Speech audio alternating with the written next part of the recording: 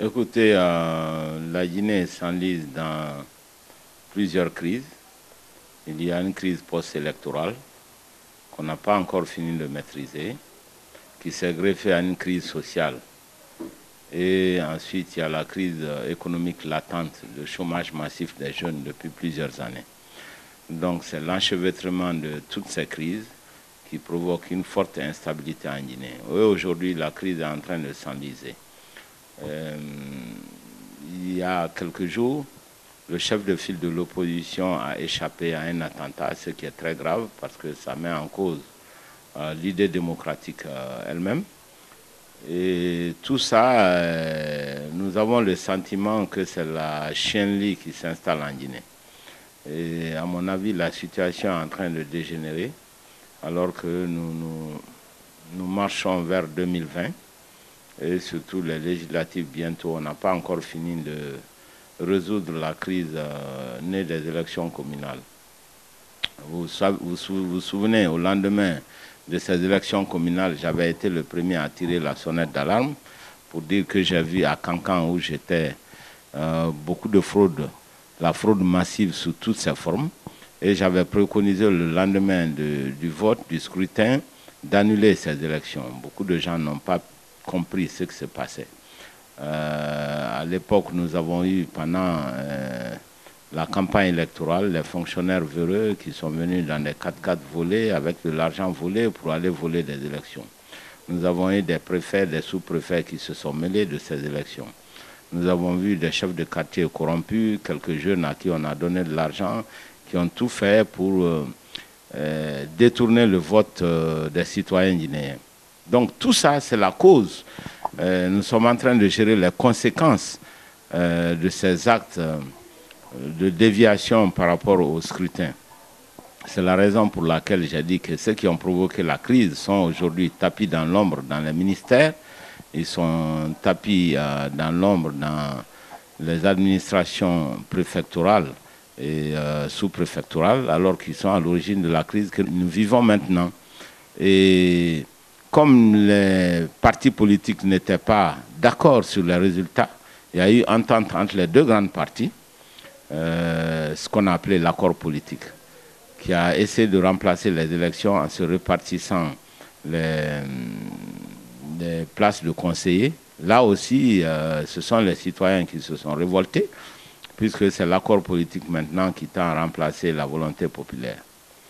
Mais avant même cela, lorsqu'il y a eu la nouvelle loi électorale qui consistait à ce que les conseillers communaux puissent nommer les chefs de quartier, nous avons refusé de voter cette loi à l'Assemblée nationale. Nous avons estimé que c'est une mauvaise loi à cause de cela et à cause du fait que la nouvelle loi de la CENI n'avait aucune provision anti-fraude.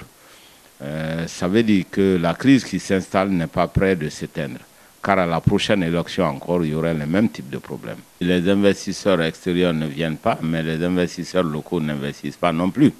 Vous savez que le problème économique de la Guinée, c'est que les PME guinéennes ne s'en sortent pas et que l'État, par ailleurs, a accumulé d'énormes arriérés vis-à-vis de ces PME, ce qui m'a souvent amené à dire que l'État guinéen est le premier assassin des petites et moyennes entreprises de notre pays. Lorsque ces entreprises ont des commandes, ces commandes ne sont jamais honorées, les entreprises ne sont jamais payées. Donc nous avons une vraie crise. Alors, qu'est-ce qu'il faut pour résoudre ces crises? Ben, d'abord, il faut arrêter de tricher dans les élections. Ça, c'est vraiment la première chose. Deuxième chose, en ce qui concerne la crise sociale, il faut écouter les syndicalistes. Négocier avec ces syndicalistes ce que l'on peut et non les répondre par le mépris, comme ça a été le cas avec la grève du SLEG. Et maintenant, ce sont les tout petits enfants de l'école primaire qui se mettent dans la rue, ce qui est très très mauvais signe parce que ces enfants apprennent déjà la contestation à leur âge. Cela augure des lendemains très difficiles pour la Guinée puisqu'ils vont prendre l'habitude de descendre dans la rue pour un oui ou pour un non. Ça c'est catastrophique. Mais je l'ai souvent dit, la crise sociale, la grève est déclenchée non seulement pour des revendications catégorielles pour les enseignants, mais aussi par la frustration née du fait qu'on voit la corruption partout.